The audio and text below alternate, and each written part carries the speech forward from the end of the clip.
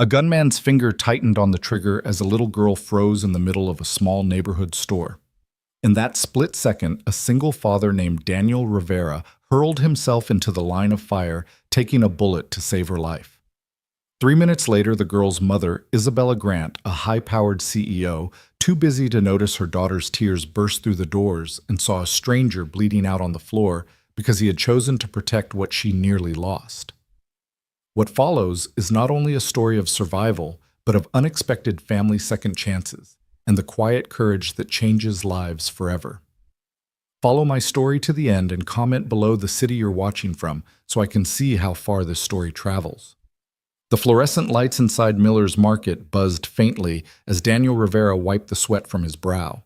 It was Tuesday evening, the kind of ordinary shift he had learned to endure since his wife's passing. His 8-year-old son Lucas sat perched on a stool at the counter, pencil in hand, bent over math homework that always seemed harder than the last time.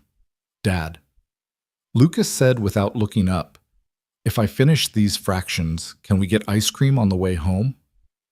Daniel leaned against the shelf he had just stocked the corners of his mouth, curling into a tired but genuine smile. Money was tight, painfully tight, but Lucas rarely asked for more than a small treat. "You've been working hard, champ. I think we can make that happen." The sound of the store's front bell interrupted them. The glass door swung open and in walked a woman in a tailored navy suit, her phone glued to her ear, her voice sharp and fast as she tossed around words like market share and quarterly returns. A little girl trailed behind her, 6 years old, at most her blonde hair loose around her small face, her blue eyes already heavy with boredom. "Mommy, can we go home?" the girl whispered, tugging on her mother's sleeve. "Not now, Sophie," the woman answered without a glance. "Mommy's working." She paced near the entrance, barking figures into the phone, while her daughter stood adrift in the aisles, a child unnoticed. Daniel watched Sophie wander toward a display of toys, cheap plastic figurines and plush animals stacked on wire racks. She picked up a tiny horse, turned it over in her hands, then sighed and gently put it back, too timid to ask for it. "That's a nice one," Daniel said softly as he walked past, lowering his voice so he wouldn't startle her. "My boy likes those too." Sophie looked up, surprised someone had noticed. "It's pretty," she murmured, "but Mommy doesn't like when I ask for things." Daniel felt the pang in his chest, a familiar ache. He glanced toward Lucas, who had set his pencil down and was watching the exchange curiously, his brown eyes so much like his father's. The bell above the door chimed again, but this time the air shifted. 2 men entered quickly, their movements too sharp, their baseball caps pulled low. Daniel's stomach knotted. He knew trouble when he saw it. "Everybody stay calm," the taller one barked as he pulled a gun from beneath his jacket. The metallic click echoed through the store. "Nobody gets hurt if you do what we say." The shorter man locked the door behind them and flipped the sign to closed. Daniel's pulse thundered. Lucas was behind the counter. Sophie stood in the open aisle. Her mother, still clutching her phone, froze at last, her face drained of color.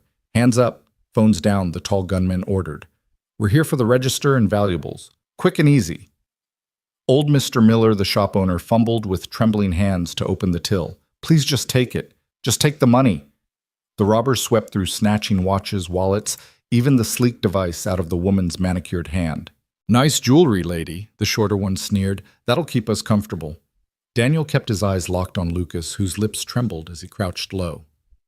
Everything might have ended there, just another robbery passing through. But then Sophie whimpered, "I want my mommy." Her voice was small, breaking with tears. The gunman spun toward her, irritation flashing. "Shut her up." The CEO, Isabella, though no one here knew her name, reached out instinctively. "Please, she's just scared. Sophie, come to mommy." But Sophie couldn't move. Her tiny feet were planted, her sobs growing louder. "I said shut her up," the man roared, lifting his weapon. In that breathless moment, Daniel didn't weigh the odds. He didn't think about his rent due next week, the meals he skipped so Lucas wouldn't, or the years of grief since losing his wife. He thought only of his boy watching from behind the counter, and this little girl whose wide eyes stared down the black barrel of a gun. He lunged.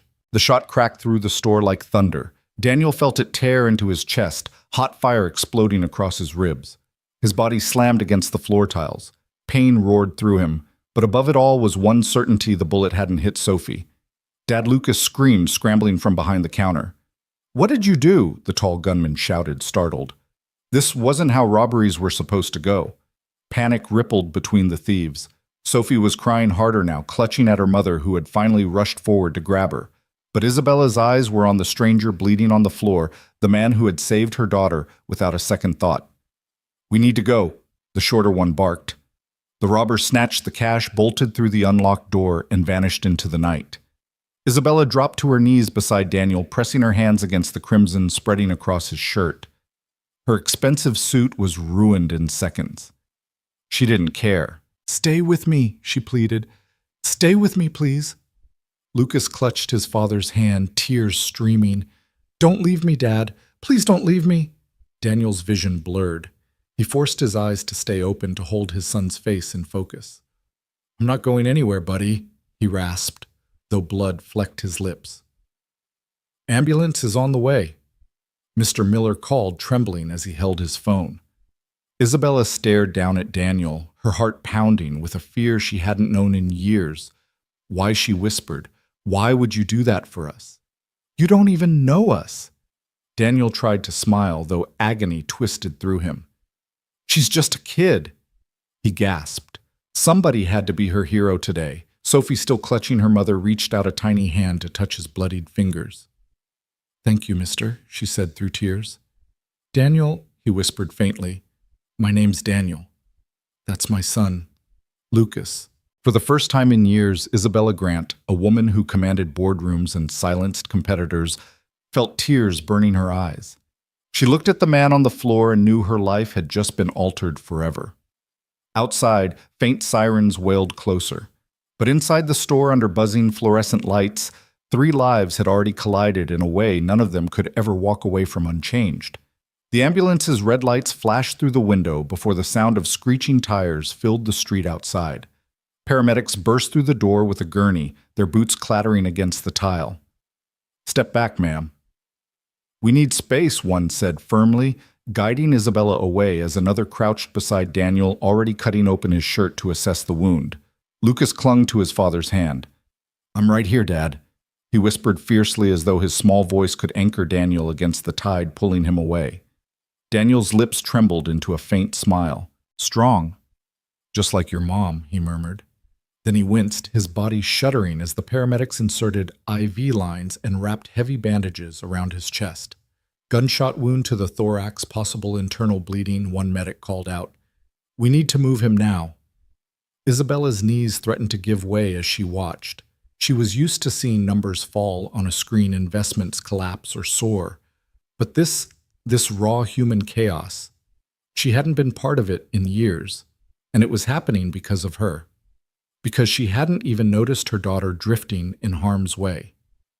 "Please," she begged one of the medics, "save him. He saved my little girl." The medic barely glanced up. "We'll do our best. He's got a strong will that helps." They lifted Daniel onto the gurney. Lucas tried to follow, but his small body was swept aside by rushing uniforms. His face crumpled with fear. Isabella instinctively bent down, her hand resting on his shoulder. "Stay close," she told him. "We'll go with him." For the first time in his life, Lucas looked at a stranger, a woman he didn't know, and simply nodded. The paramedics wheeled Daniel out, the automatic doors flying open to the night. Sirens blared again as they loaded him into the ambulance. Lucas climbed in without hesitation, his small hand still gripping his father's. Isabella hesitated for a moment, torn between pride, fear, and responsibility. But Sophie's arms tightened around her waist, and Isabella knew she couldn't let this boy go through it alone. She climbed in too. The ambulance doors slammed shut, and the vehicle roared into the night. Inside, every second was measured in heartbeats and machine beeps. One medic pressed gauze against the bleeding wound. Another barked numbers into the radio. Daniel's skin was growing pale, his breath shallow. Lucas leaned close, whispering over the chaos. "It's okay, Dad. I'm here. I won't let go." Isabella held Sophie tightly, her daughter's sobs muffled against her blouse. Her own hands trembled.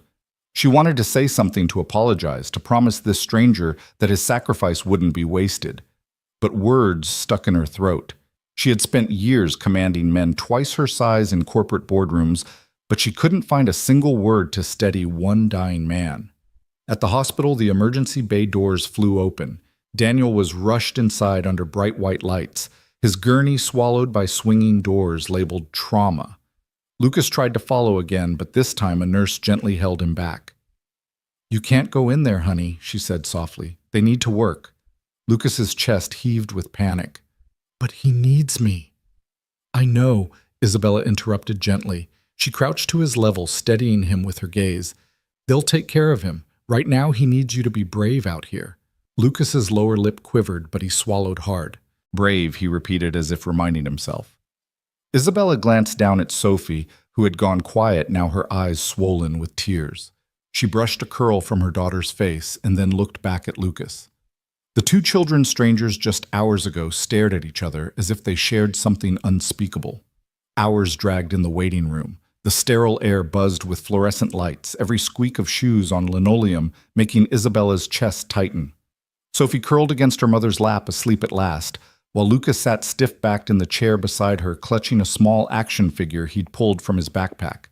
His eyes never left the double doors down the hall. Isabella shifted, glancing sideways at him.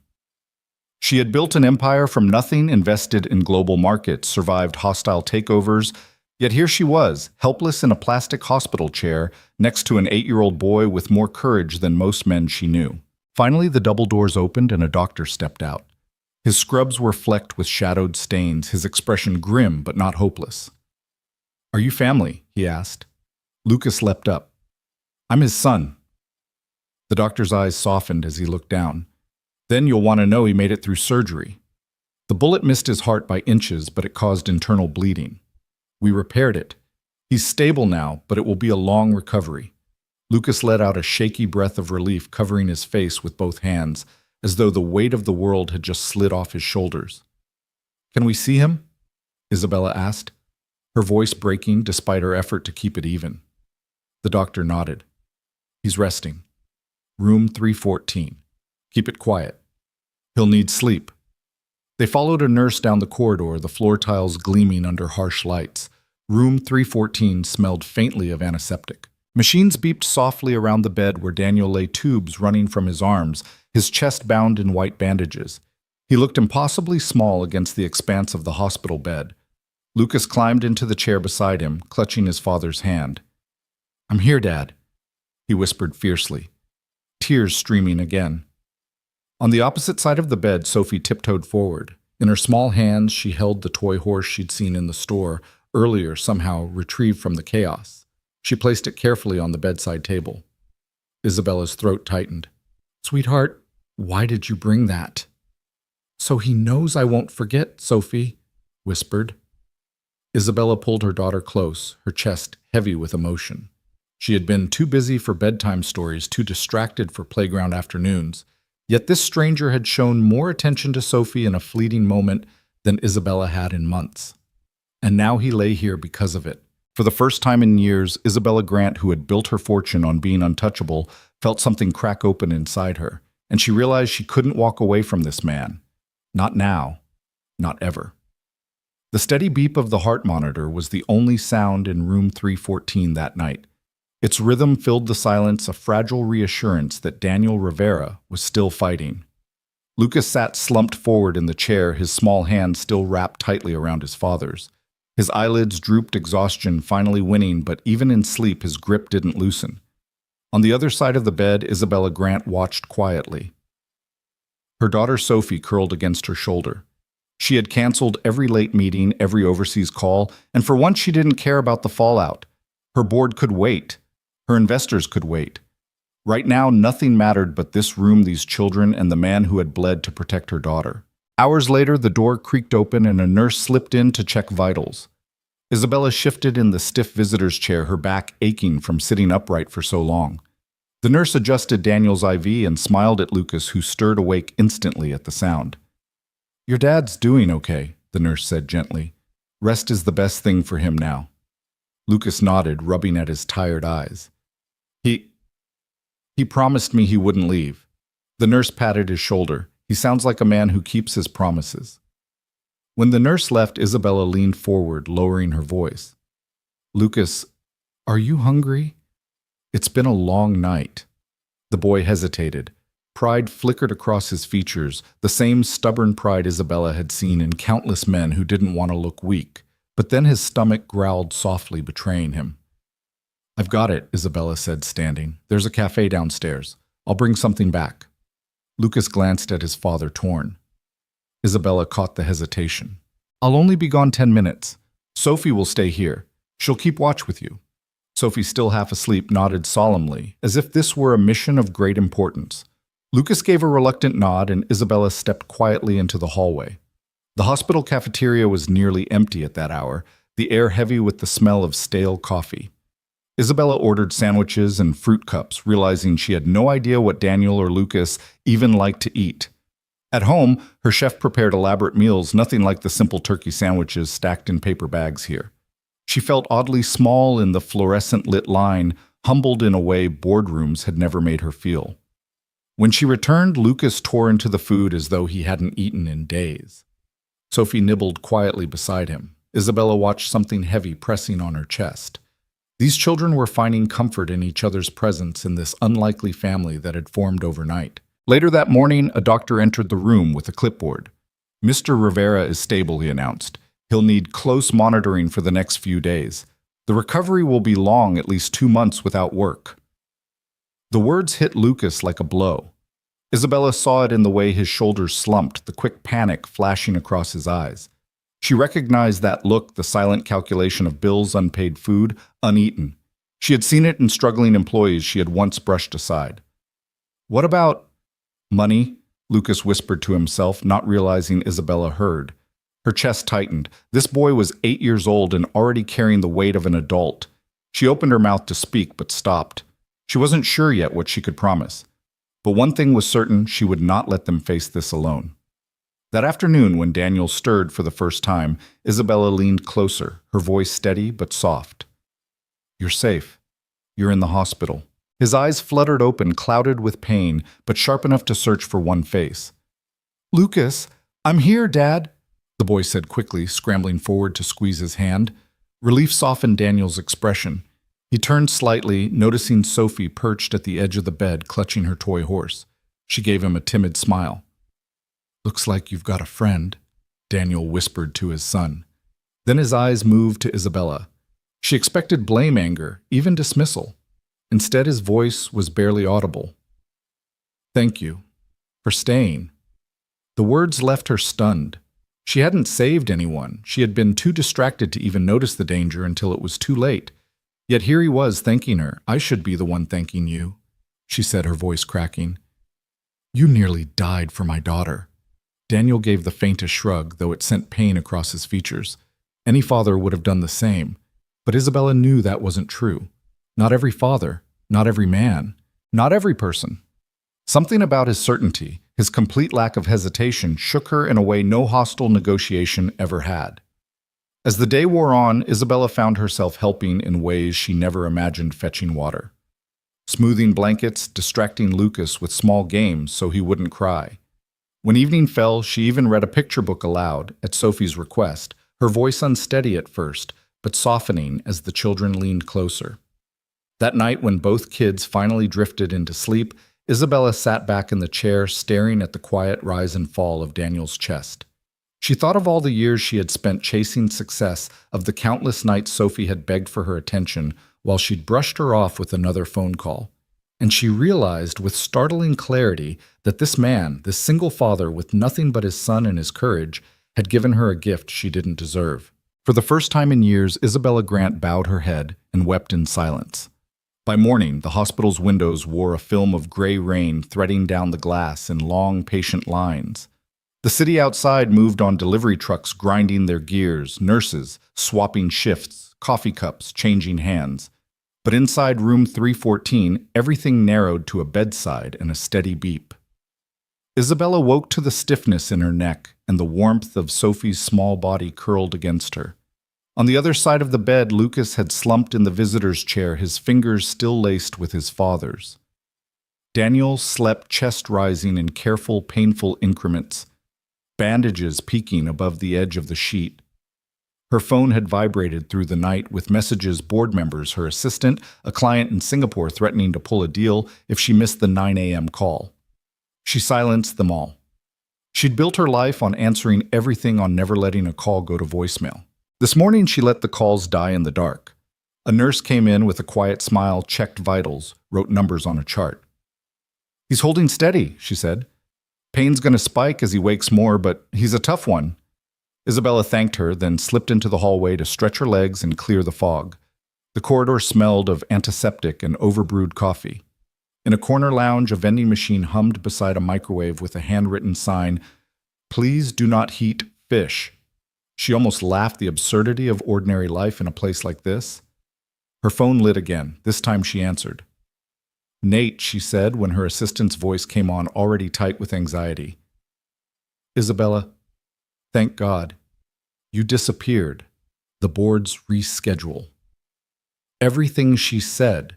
"Tell them I'll brief them when I can. Today I'm unavailable." There was a beat of stunned silence. The old Isabella would have filled it with explanations, a flurry of directives and promises. The new one didn't. She ended the call and exhaled, feeling for the first time in months like she'd made a choice that wasn't about power. When she returned, Lucas was awake, hair sticking up, face creased with chair lines. "I didn't mean to sleep," he said, mortified, like he'd failed a guard post. "You stood watch," Isabella said gently. "Even heroes have to blink." He stared past her at Daniel, and something in his expression shifted from fear to focus. "He hates oatmeal," Lucas blurted like he'd just remembered a code. "But he likes eggs and hot sauce. He pretends he doesn't, but he puts it on everything." "I can work with that," Isabella said, a smile tugging despite the ache in her chest. "Let me hunt down some breakfast that isn't a vending machine tragedy." By the time she came back, balancing a tray, scrambled eggs, toast, a small bottle of hot sauce she'd bartered from a sympathetic cafeteria cook, Daniel's eyes were open, cloudy with pain, but very much alive. He turned his head toward Lucas first. Relief loosened something in Isabella's ribs. "Hey," Daniel rasped. "Dad," Lucas said, breathless. "You scared me." "Scared myself too," Daniel murmured, a flicker of humor crossing his face. Then he saw the tray. "If that hot sauce is for me, you're an angel." "Devil sometimes," Isabella said, before she could stop herself. "But today I'll accept the promotion." He studied her like she was a puzzle. "You stayed." "I did." She kept her voice even. "If you hadn't, my daughter wouldn't be here." Sophie, who had been hovering like a hummingbird, piped up. "I brought you the horse so you won't forget." She pointed to the plastic toy on the bedside table.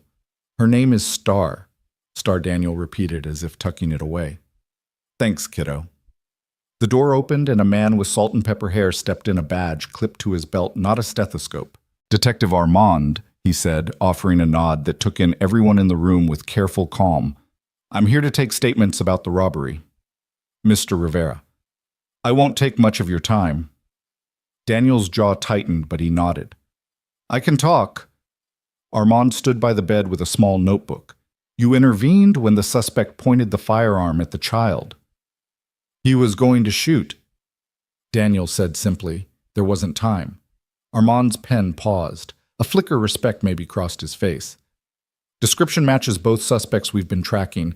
We pulled some street cam footage. We think we know where one ran. The store's owner will get a call to retrieve security video." He glanced at Isabella. "Ma'am, are you the child's mother?" "Yes," she said. Her voice was steady. Inside, guilt churned. "I was on my phone. I didn't see the signs." Armand's expression softened. "Most folks don't see trouble until it climbs on the counter. You were lucky, more than lucky." He looked at Daniel again. "Media may call this a Good Samaritan story. That's your choice. We can shield your name for a while, but it tends to get out." Daniel's eyes slid to Lucas. The boy bristled at the thought of strangers intruding.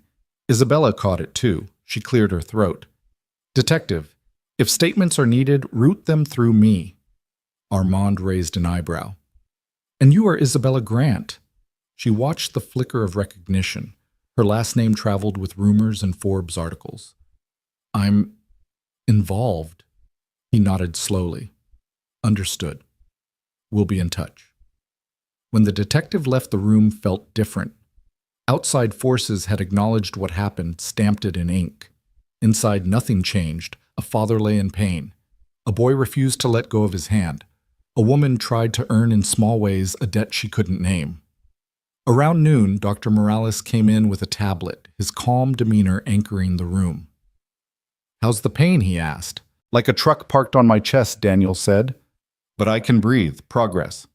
Morales tapped notes. "We'll manage pain carefully. No lifting, no sudden movements. We'll start you on incentive spirometry. Deep breaths to prevent pneumonia.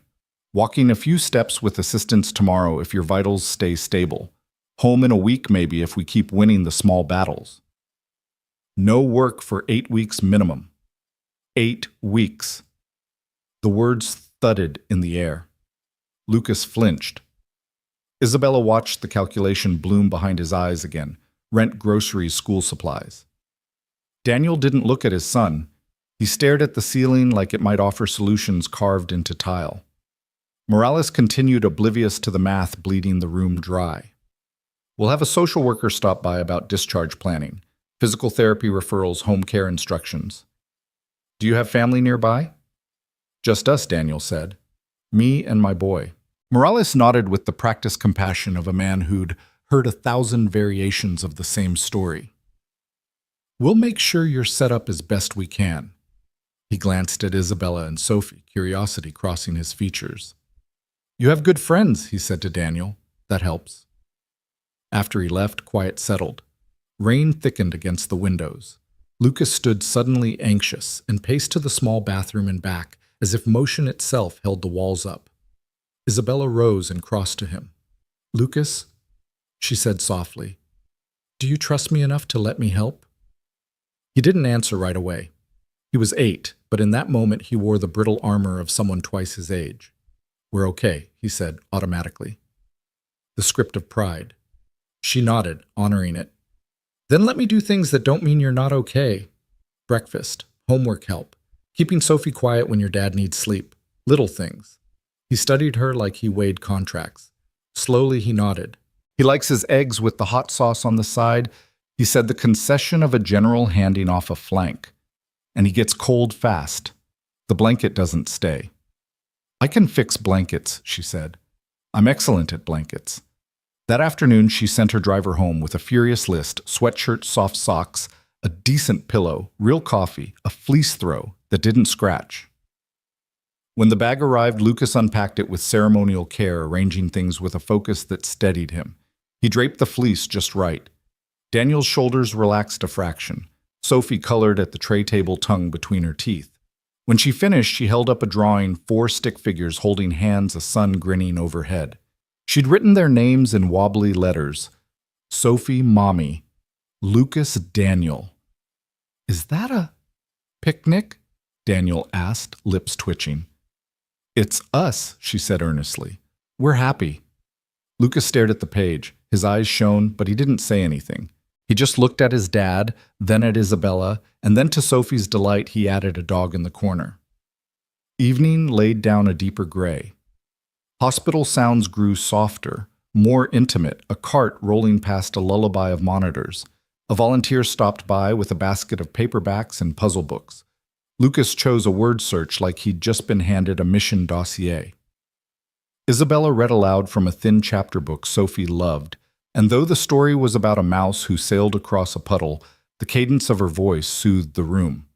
Daniel watched them, the powerful woman whose name rattled markets, the serious boy with his black ink determination, the little girl with sunshine hair who clutched a plastic horse, and he felt something he had not felt since the night he lost Elena. He felt the shape of possibility as fragile and shocking as a sprout poking through winter dirt. Later, when the kids finally dozed, Lucas folded into his chair. Sophie curled atop a second blanket. Isabella stood to adjust Daniel's IV line, then stopped, remembering she wasn't medical staff. She settled for retucking the fleece. "You don't have to do this," Daniel said quietly. "Do what? Stay." He searched her face, wincing as he shifted. "You're who you are." I don't know your world, but I've seen the magazine at the checkout. People like you don't sit in plastic chairs and chase vending machine coffee. They don't read mouse stories in fluorescent light. People like me, she said slowly. Forget to look up.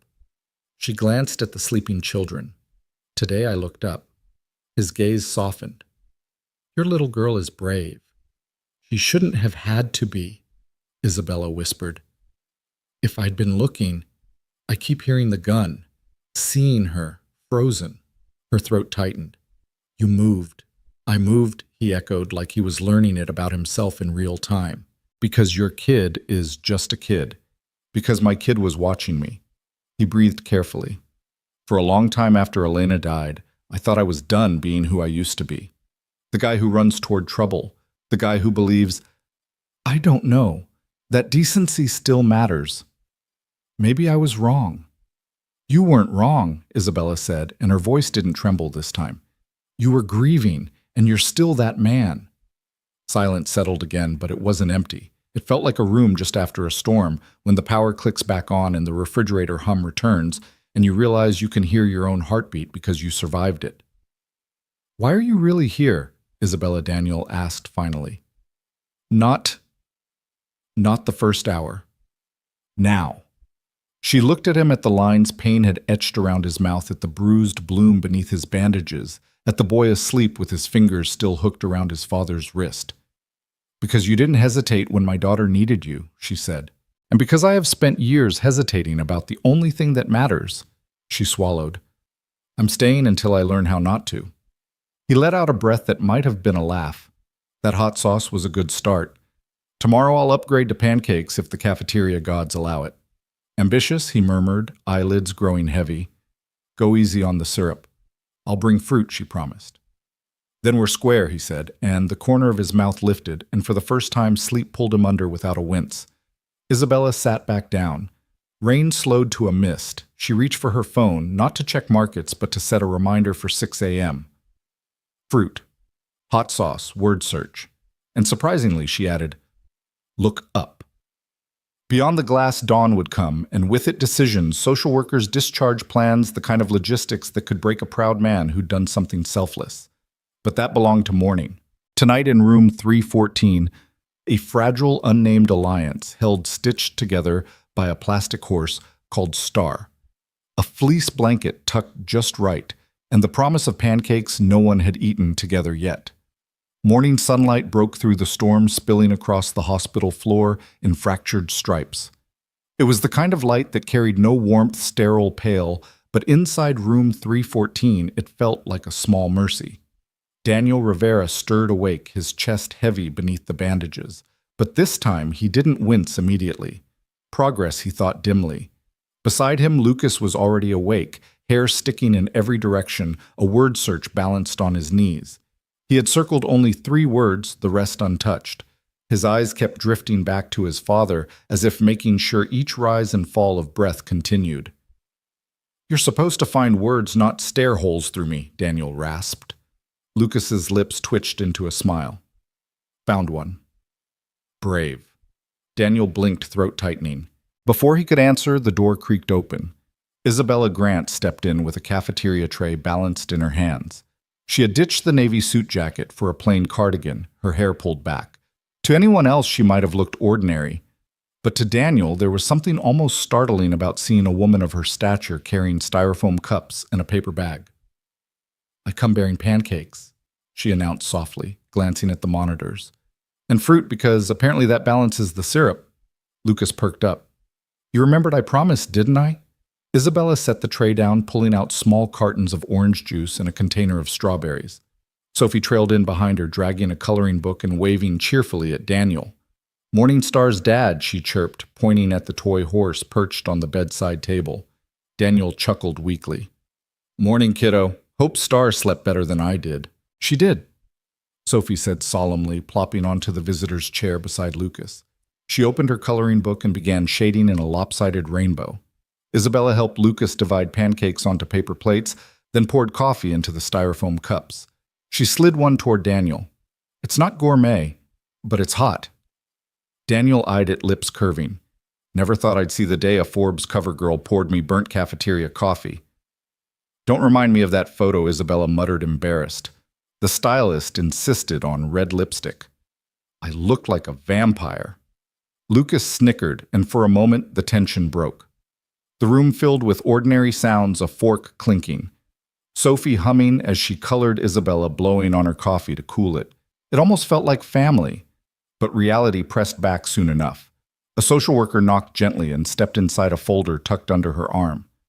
Mr. Rivera, Ms. Grant, she said, acknowledging both with a polite nod. I'm here to discuss discharge planning. Daniel stiffened. Already I can barely sit up. It's standard, the social worker said kindly. We prepare early. You'll need weeks of recovery. No lifting, no work. You mentioned last night you're the sole provider. Daniel's eyes flicked to Lucas, then away. Yeah, just us. The social worker opened her folder. We can explore temporary assistance, disability coverage, food programs, community outreach. But approval takes time, and honestly, it may not cover everything. Lucas's jaw clenched. Isabella saw it. Saw the boy already calculating which meals to skip, which bills could be delayed. She felt something twist deep inside her. She thought of the penthouse she rarely slept in, the guest house sitting empty, the boardroom battles she once believed defined survival. Thank you, Daniel said quickly. His tone was firm pride, stiff in his spine despite the pain. We'll manage. The social worker hesitated, then nodded. I'll leave resources anyway. She placed the folder on the bedside table, gave Lucas a gentle smile, and slipped out. Silence settled. Lucas stared at the pancakes like they'd turned to stone. Daniel closed his eyes, his face drawn tight, the lines of a man already rehearsing sacrifices. Isabella broke the silence. You don't have to do this alone. Daniel opened his eyes, meeting hers. I've been doing it alone for years.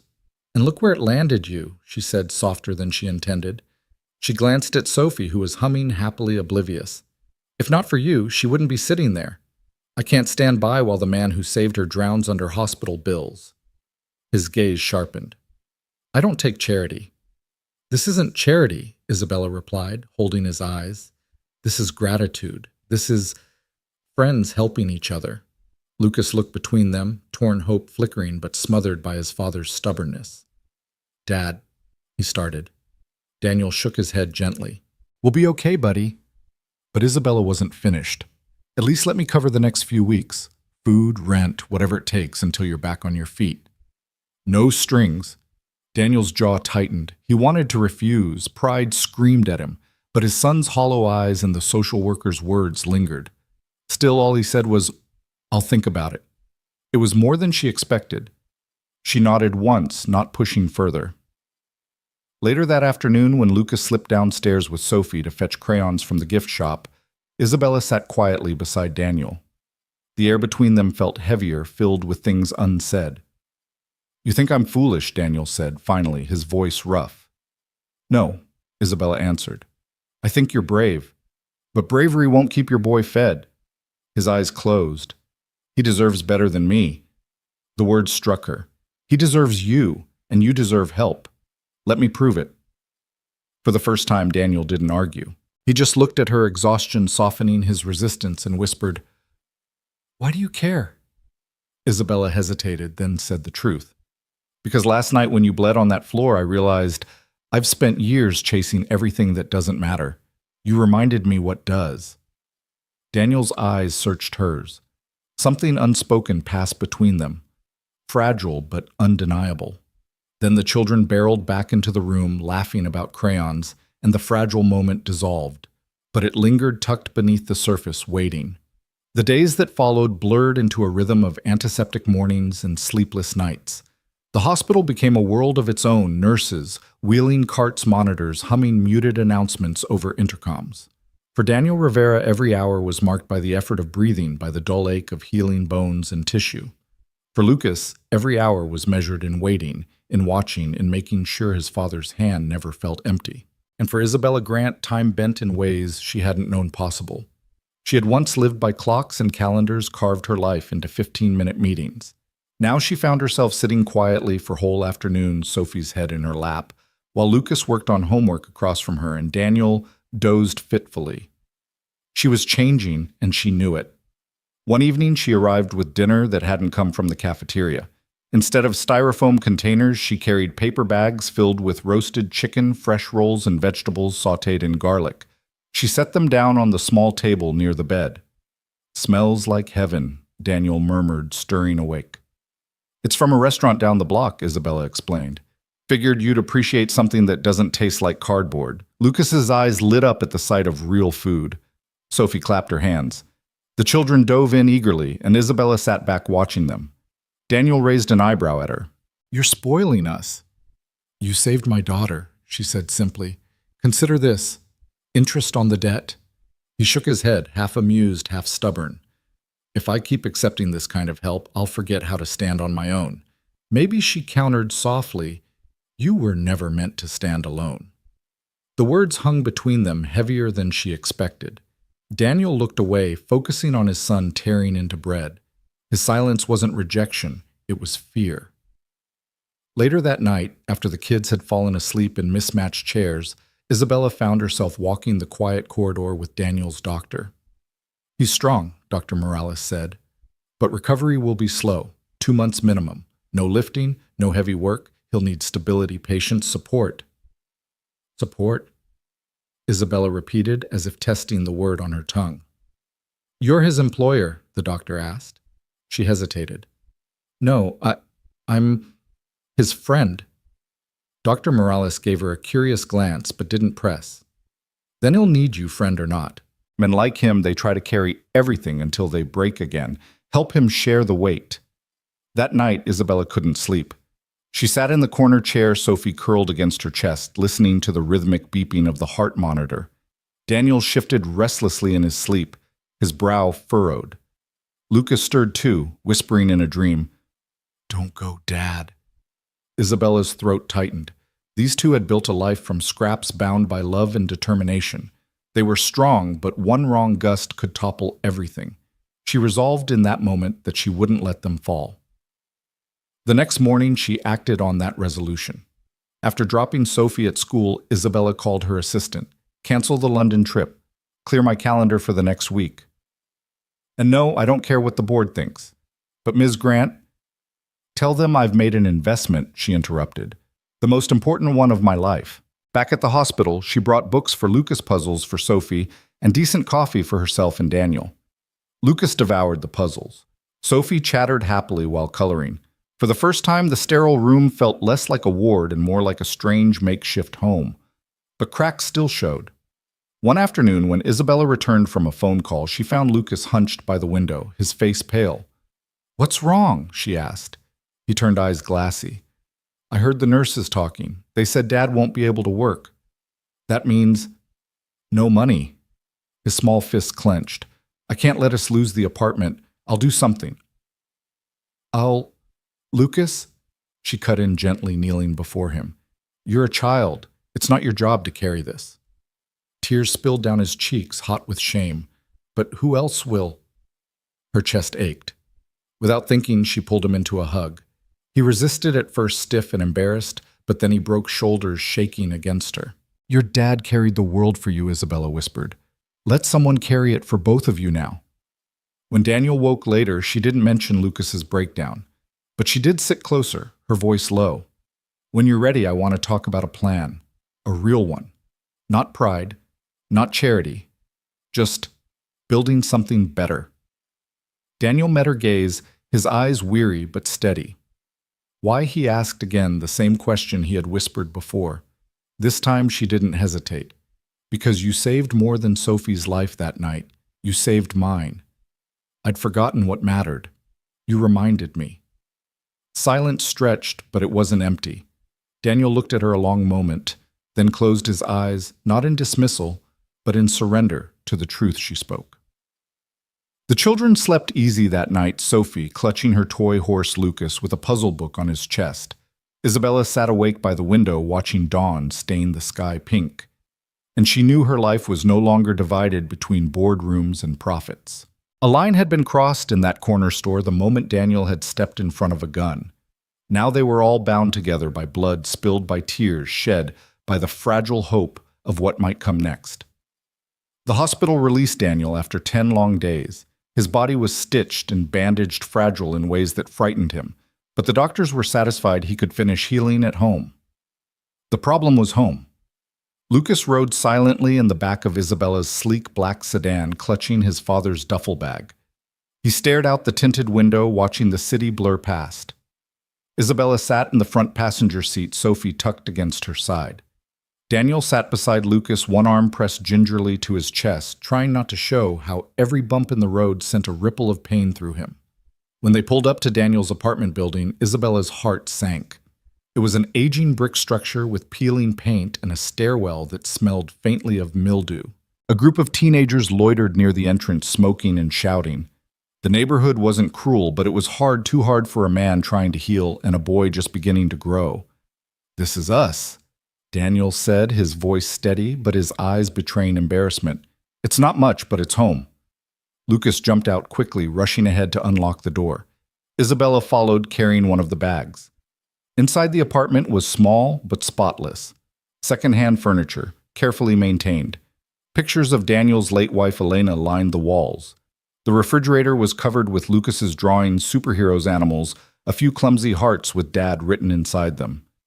Daniel lowered himself onto the couch, breathing heavily from the effort. "I'll be fine here," he said, as though trying to convince himself. Isabella looked around.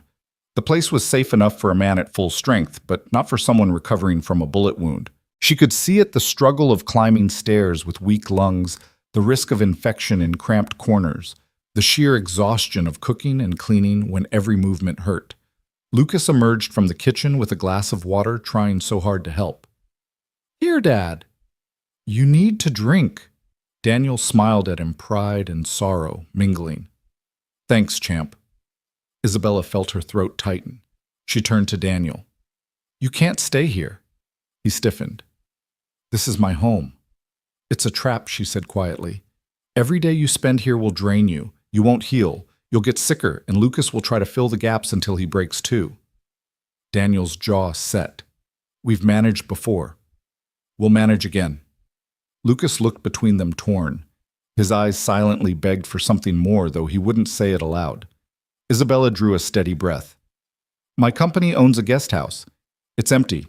Fully furnished. It's in a safe neighborhood, good schools, fresh air.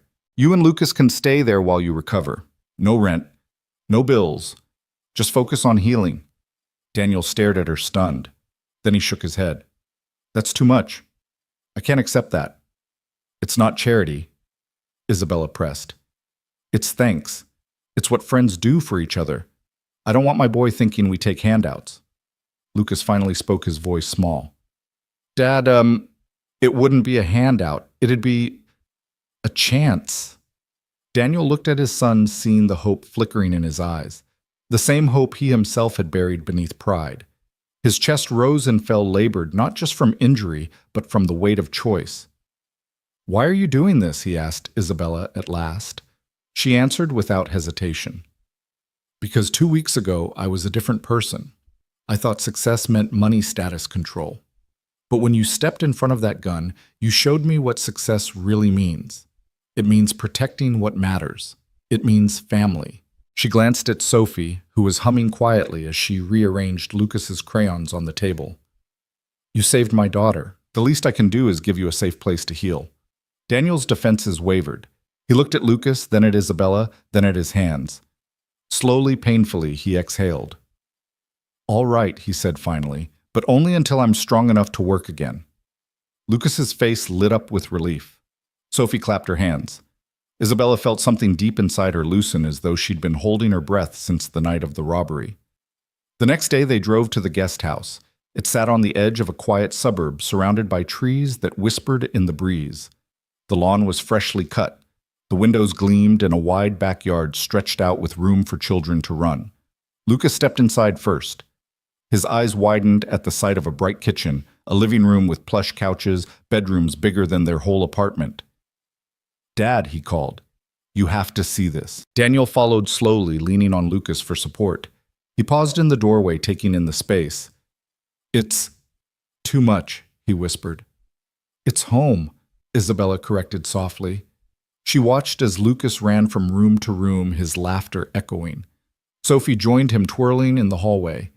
For the first time since the shooting, Isabella saw both children smiling freely, unburdened. Daniel lowered himself into an armchair, exhausted but unable to hide the awe in his eyes. He glanced at Isabella. "I don't know how to repay you." "You already did," she said, "with your life." The house was quiet for a moment, except for the sound of children's laughter upstairs. Then Daniel closed his eyes, the weight of pride finally surrendering to gratitude. For the first time in years, he let someone else carry part of the load. The guest house quickly became more than a refuge. It became a beginning. Its white walls echoed with voices they hadn't heard in years. Children laughing, pots clattering in a kitchen that smelled of garlic and toast. Quiet conversations that stretched into late evenings. For Daniel Rivera, it was strange territory. He had spent so long surviving, working 2 jobs, scraping together rent, stretching leftovers, that waking to the smell of coffee already brewed felt unreal. The first morning, Lucas ran down the stairs in socks, wide-eyed at the sheer size of his new bedroom. "Dad, it's huge! There's even a desk!" Daniel smiled faintly from the couch where he sat propped against cushions, bandages pulling at his chest. "Don't get too used to it, champ. We're just visiting," Lucas frowned. "Feels like home." Daniel didn't answer. He didn't want his son clinging to something temporary. Yet deep down, he couldn't ignore the way relief seeped into his bones, just knowing Lucas could sleep without hearing sirens outside or worrying about thin walls. Isabella Grant arrived not long after, her arms full of grocery bags. Sophie trailed behind, balancing a carton of eggs like a treasure. "Morning," Isabella said. She wore jeans and a plain sweater, clothes Daniel never would have imagined on a woman whose name had once made headlines about hostile takeovers. "Thought we'd stock the fridge." "You didn't have to," Daniel said automatically, even as Lucas's eyes lit up at the sight of fresh fruit and cereal boxes. "Apparently I did," Isabella countered lightly. "You can't heal on black coffee and stubbornness alone." Lucas grinned and Sophie tugged at Isabella's sleeve. "Can we make pancakes?" It became their first ritual. The 4 of them crowded into the kitchen, clumsy and chaotic. Isabella cracked eggs badly, one shattered across the counter yolk, sliding onto the floor. Sophie squealed with laughter. Lucas darted for paper towels, and Daniel, aching but amused, barked gentle instructions from his chair. "Whisk, not stir. And don't burn the butter." When the pancakes finally landed on plates, uneven, too thick in places, but golden, Lucas whispered, "Best breakfast ever." That night, after the children had collapsed in a heap of coloring books and cartoons, Daniel sat on the porch with Isabella. The air smelled of pine and damp earth. Crickets chirped. For a moment, it felt like a world apart from everything they had endured. "You've turned my life upside down," Daniel admitted quietly. Isabella turned, startled. "In a bad way." He shook his head. "In a way I didn't know I needed. But I can't let this go to my head. In 2 months, I'll be back at work. We'll be back in our apartment." "Do you want to go back there?" she asked softly. He hesitated. Pride wrestled with honesty. At last he said, "No, but I don't belong in your world either." Isabella's eyes softened. "Maybe the world isn't divided the way you think. Maybe there's space between space we could share." Daniel didn't reply. The idea scared him more than bullets did. The next day, Isabella left work early for the first time in years. She picked Sophie up from school and drove her straight to the guest house where Lucas was already outside tossing a ball against the side wall. "Catch!" he shouted, and Sophie chased after the rebound, her laughter ringing like bells. Isabella stood beside Daniel, who had made his slow way to a lawn chair. Watching their children play together, she whispered, "They act like they've known each other forever." "Kids don't build walls the way we do," Daniel said. "They see what's in front of them. That's enough." Over the following weeks, Isabella found herself returning night after night. She learned to cook simple meals, sometimes under Lucas's tutelage. She helped with his homework, though he often corrected her math. Daniel, limited but restless, sat with Sophie to read storybooks, his voice low and steady. Slowly, a rhythm grew. Dinners together, shared chores, evenings spent with puzzles or board games. One Saturday, Sophie drew another picture. This time it wasn't stick figures. It was a house, 2 children and 2 adults standing side by side. Above it, in crooked letters, she wrote, "Our family." Daniel stared at it for a long time. Lucas' cheeks flushing added a small sun in the corner. Later that evening, as the children fell asleep on the couch during a movie, Isabella and Daniel quietly draped blankets over them. Their hands brushed lingered. For a heartbeat, both froze. Daniel pulled back, first clearing his throat. "Thank you," he murmured, "for giving my boy something I couldn't." "You give him everything," Isabella said, fiercely. "I just—" reminded him to smile. The unspoken truth sat heavy between them. This wasn't just gratitude anymore. It was something neither dared name, not yet. And though Daniel still told himself the guest house was temporary in his heart, he feared what would happen if leaving meant breaking the fragile, unexpected family they had begun to build. The weeks stretched into something Daniel could only describe as strange peace. Mornings no longer began with the shriek of an alarm clock before a double shift. Instead, he woke slowly on the couch or in the soft bed upstairs, bandages snug against his ribs to the sound of children giggling down the hall. On one such morning, Daniel shuffled into the kitchen, moving carefully, hand-pressed to his chest. He found Lucas and Sophie perched at the counter, whispering conspiratorially, while Isabella Grant attempted French toast. Attempted being the key word. Smoke curled from the skillet. "Is it supposed to be that dark?" Sophie asked innocently. "It's caramelized," Isabella insisted, though her cheeks flushed. Daniel leaned on the doorframe, a smile tugging despite the pain. "Smells like you're waging war with breakfast." Lucas lit up at the sight of him. "Dad." "We're making food so you don't have to," Daniel limped forward, lowering himself onto a chair. He studied Isabella as she frowned at the skillet. Here was the woman who once commanded mergers worth millions, who had reporters waiting outside her office. Yet she stood here, sleeves rolled up, trying to cook for a boy who wasn't hers, and failing spectacularly. And somehow, it was the most beautiful sight he'd seen in years. "You'll burn down the house," Daniel teased. "Don't tempt me," Isabella shot back, though her eyes softened when she glanced at him. "We're learning." After the chaos of breakfast, the children rushed outside to play, their voices drifting through the open window. Daniel sat with Isabella at the table, steam curling from their coffee cups. "You keep showing up," he said after a moment. She tilted her head. "Would you rather I didn't?" "No," he admitted. "But why? You've got a company to run. 1,000 things more important than us." She shook her head. "That's where you're wrong. For years I thought boardrooms and quarterly gains were everything. Then you stepped in front of that gun. You showed me that all the money in the world means nothing if I can't keep my daughter safe. You reminded me what I was missing." Daniel's jaw tightened. "I didn't do it to change you. I just couldn't let that little girl suffer." "I know." Her voice softened. "And that's exactly why it changed me." Silence stretched between them, filled only by the distant laughter of the kids outside. Later that day, Lucas and Sophie dragged a blanket into the backyard and announced they were hosting a family picnic. They piled sandwiches, juice boxes, and cookies onto paper plates. Isabella sat cross-legged, Sophie leaning against her side, while Daniel carefully lowered himself onto the blanket with Lucas's help. "Dad, you okay?"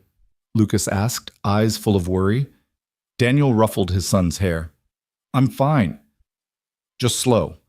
The children chattered and shared cookies, their joy spilling into the warm afternoon. Daniel found himself laughing, really laughing for the first time since Elena died. Isabella laughed too, her head tilted back, sunlight catching in her hair. For a fleeting moment, it felt like this wasn't borrowed time. It felt permanent. But when evening came and the children curled up on the couch to watch a movie, reality seeped back in. Daniel shifted carefully into the armchair, his hand absently tracing the scar beneath his shirt. "You can't carry us forever," he said quietly without looking at Isabella. She turned toward him. "Who says I'm carrying you?" "Maybe we're carrying each other." He met her eyes, something raw flickering there. "Lucas needs stability. I can't let him believe this is forever." "Why not?" she challenged softly. "Because what if it's not?" His voice cracked.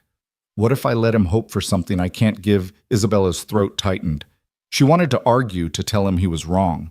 But she also knew fear when she heard it. Fear of failing the person you loved most. She had lived that fear too, though in her case it was Sophie she had neglected with absence, not poverty. Instead of arguing, she reached across the armrest, her fingers brushing his. Maybe forever isn't built all at once. Maybe it's built in days. One breakfast, one picnic, one bedtime story. And then suddenly you look back and forever has already started. Daniel stared at her hand, then at her face. Slowly he let his fingers twine with hers. The children giggled on the couch, oblivious, wrapped in blankets and cartoons. Outside, the evening sky burned orange and gold, a promise painted across the horizon. And for the first time, Daniel allowed himself to imagine it, the possibility that forever wasn't a dream. It was right here in this house with these people already unfolding around him. By the time the maples out back had traded their bright green for a deeper summer shade, the guest house had a heartbeat of its own.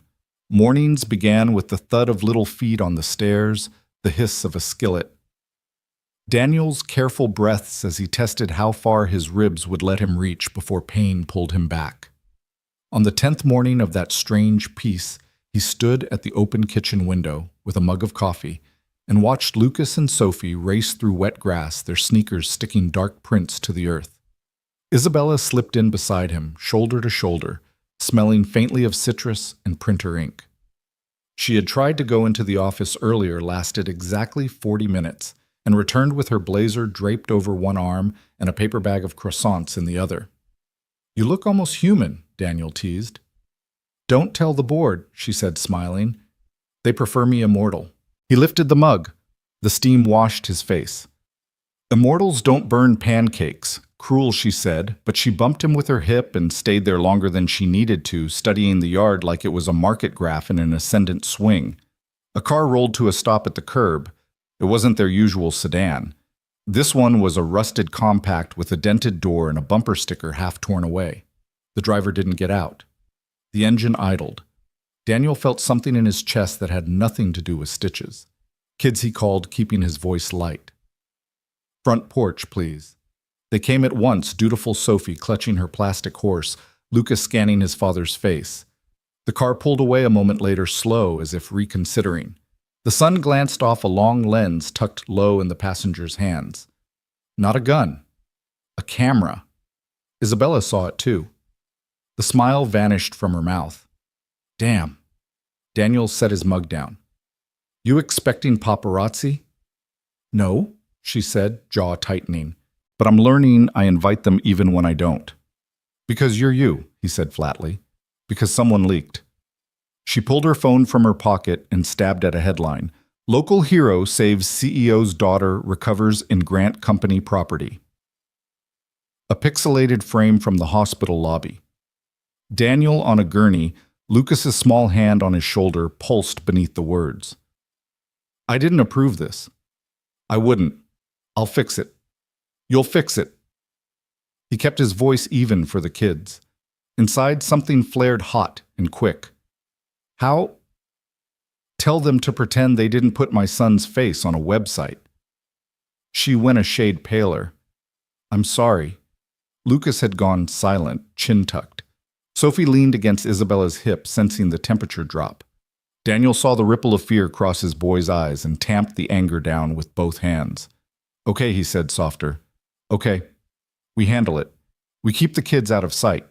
We lay low until they get bored." Isabella nodded. Business mode ticking alive, not cold-focused. "I'll talk to legal. We can pressure the outlets to pull images with minors, threaten libel for any inaccuracies.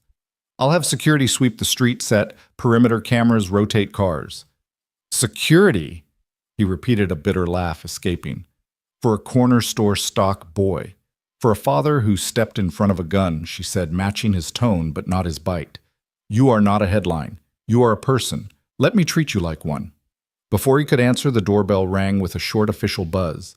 Detective Armand stood on the stoop in a navy blazer gone shiny at the elbows. His eyes flicked from Isabella to Daniel to the children peering around their legs. "I'd rather not be here," he said without preamble. "But we need to talk." They settled in the living room. Armand sat forward, notebook balanced on a knee. "We picked up one of your robbers last night, the shorter one. The tall shooter's still at large. We've got a preliminary hearing tomorrow morning, and we'll need you for a lineup, Mr. Rivera." Tomorrow? Daniel asked. He could feel the tug of bandages just from sitting straighter. I can make it. Armand didn't hide his skepticism.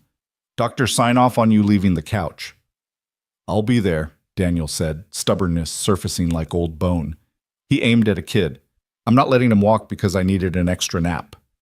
Isabella exhaled sharply. He's recovering from surgery. Can you do a remote identification? Photos? Anything that doesn't require him to climb into a courthouse with cameras outside. Armand shook his head. Defense will argue due process. We need it clean. Sophie's fingers worried the horse's mane until the plastic went white. Lucas looked at his father like he was trying to memorize his outline. We can arrange a side entrance, Armand added, reading the room. Unmarked car deputy escort. No press if we can help it. But I can't promise they won't find you. Daniel nodded once. Fine. When the detective left, Isabella rounded on Daniel, not angry so much as frightened. The fear made her voice low, more intimate. If you faint on those courthouse steps, I will personally carry you back. He managed a ghost of a smile. That would be a sight. Don't joke, he sobered. I'm going. She blew out a breath and paced to the window, watching the empty street as if it might confess its plans. I'll make calls. We'll do it quiet. My driver will take us. I'll have Nate coordinate with Armand, Nate Daniel said. The assistant who knows your whole life in color-coded blocks. Exhibit A, she said, and a half-laugh escaped despite herself. Then soft again. Let me be with you. This isn't just yours to carry. He wanted to argue. He wanted to say this was his fight, his duty, his mess. But Lucas's reflection in the window anchored him the small, serious face of the boy he'd promised the world. Okay, he said. You come. In the afternoon, Isabella attempted normal. She and the kids baked cookies flour on cheeks, the sweet fat smell of butter wrapping the house like a blanket. Daniel sat on the stool directing traffic with 2 fingers and a grin he didn't realize had become habitual. For 30 minutes, the world narrowed to a baking sheet and an oven light, and the urgent question of whether chocolate chips should be folded or poured. Then her phone buzzed hard enough to rattle the counter. Emergency board session, PR escalation, stock trending negative on rumor of misuse of corporate assets. She silenced it. It buzzed again, then again, insistent a mosquito you can't swat. Go, Daniel said quietly. It's your job. She looked at the kids. Lucas carefully scraped dough into messy moons. Sophie arranged chips into smiley faces that melted ear to ear. This is my job, Isabella said. You'll lose skin with those people, he warned. I have skin to spare. She touched his forearm, light, deliberate. You and Lucas don't. When dusk seeped through the windows, the street outside breathed a different kind of quiet. Isabella took a call on the porch. After the kids were down, her voice restrained steel. No, Mark. I didn't install a family and company housing for optics. I did it because a man bled for my daughter, and because I refused to live like my heart is a rounding error. She listened, jaw working, then put out the statement. We support the Rivera family privately and unequivocally. If shareholders want to know why they can call me, I'll answer every single one. She hung up and stared at the dark yard. Daniel eased the door open and stepped out, careful as a cat on ice. Overstepping, he asked. She huffed a laugh. Understepping for once. You're going to make enemies. I already have them, she said. I'd rather choose the ones I earn. They stood a long time hearing the hum of the fridge through the kitchen window, the sing-song night insects warming their instruments. A sedan rolled by too slow. A dog barked 2 yards over. The world stubbornly remained the world.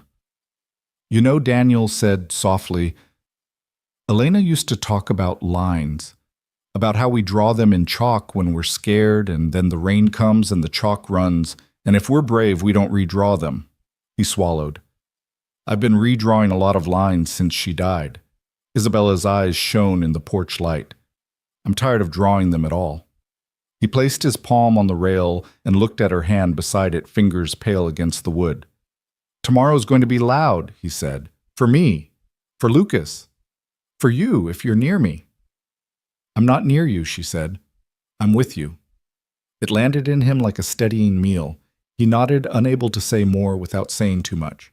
When they went back in, they found Lucas sitting upright on the couch, wide awake, a book open but unread on his lap. "I heard you," he said, not sheepish, not proud. "Just honest." "Couldn't sleep?" Daniel asked, sitting down with a grunt.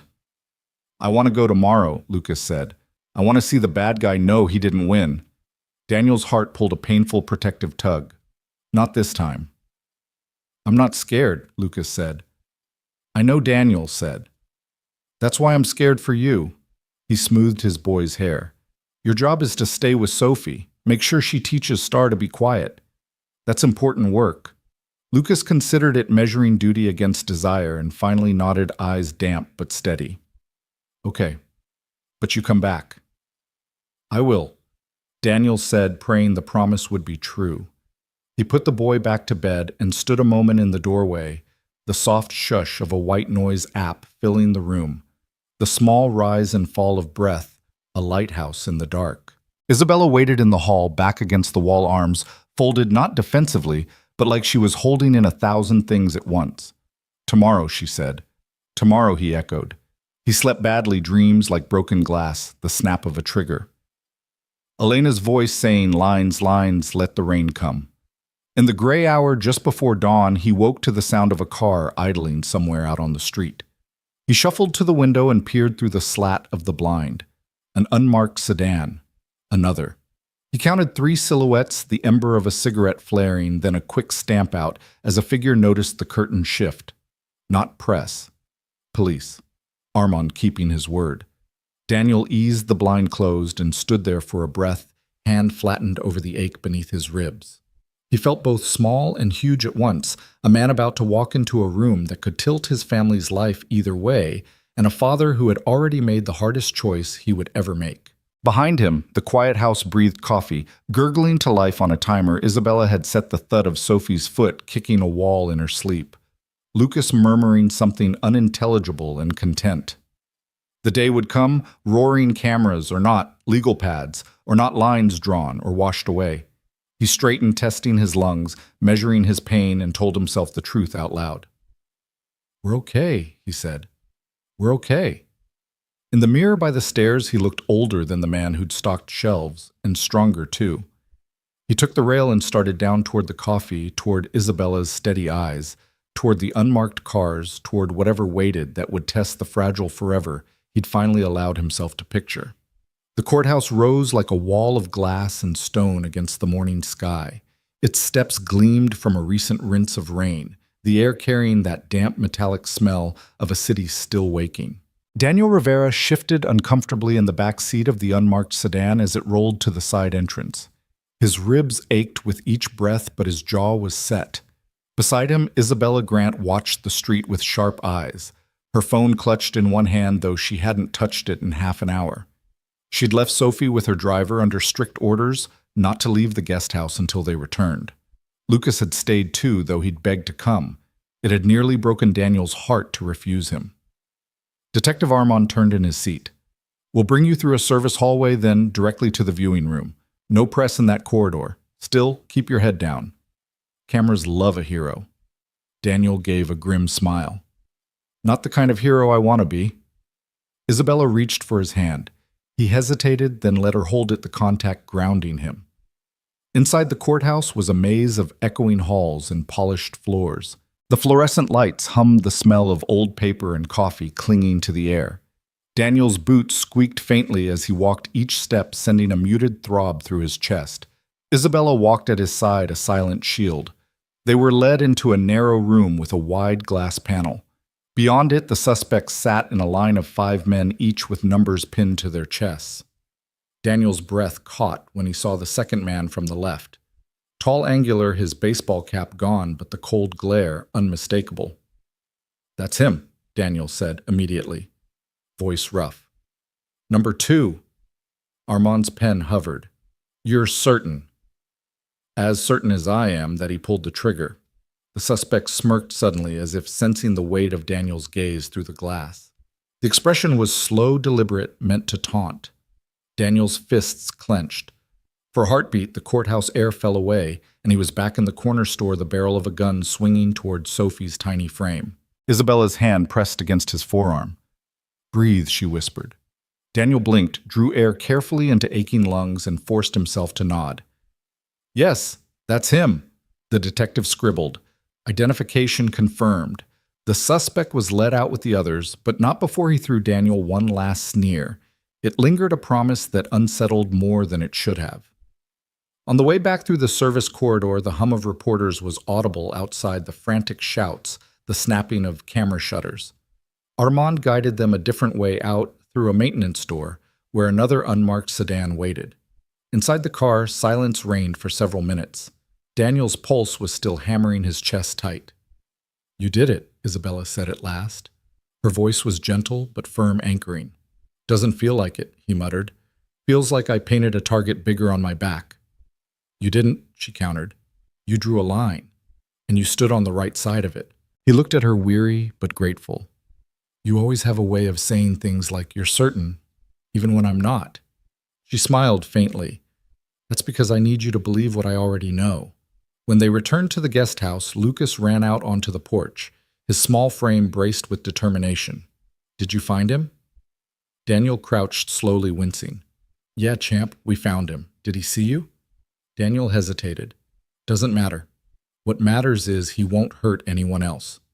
Lucas nodded, though his eyes searched his father's face for cracks. Then he wrapped his arms tight around Daniel's waist, careful of the bandages. You kept your promise. You came back. Sophie clutched Star the horse and whispered, Thank you, Mr. Daniel. Daniel swallowed the lump in his throat and ruffled both their heads. It's all right now. We're together. That night, Isabella sat on the back porch with Daniel. The stars were faint above the suburban glow, but the air was clear. She handed him a cup of tea, then sat quietly until he finally spoke. When Elena died, I told myself I was done risking anything. I thought if I kept my world small, if I just worked and raised Lucas, maybe I could keep us safe. Then that night at the store, his voice faltered. He stared into the tea like it held answers. I didn't even think. I just moved. And now, I don't know what comes next. Isabella leaned closer. What comes next is healing. What comes next is family. If you'll let it. He turned his head, met her eyes. Something unspoken burned there, gratitude, fear, longing. You really think someone like me belongs in your world? She shook her head. No, I think I finally belong in yours. Daniel let out a slow breath, the tightness in his chest easing not from medicine but from her words. For the first time since the bullet tore into him, he felt the faintest glimpse of a future that wasn't just survival.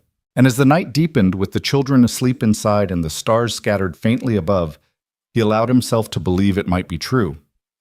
2 weeks after the courthouse lineup, the house had settled into a rhythm that felt alarmingly like permanence.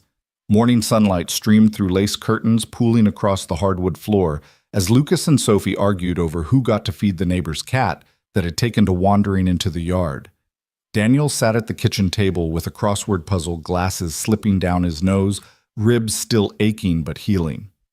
Isabella arrived late that morning, her phone tucked away her briefcase left in the car. She carried only a bag of groceries and the kind of smile Daniel had begun to rely on more than he dared admit. You're late, Daniel teased. Lucas almost had to burn the toast without you. Correction, Lucas piped up.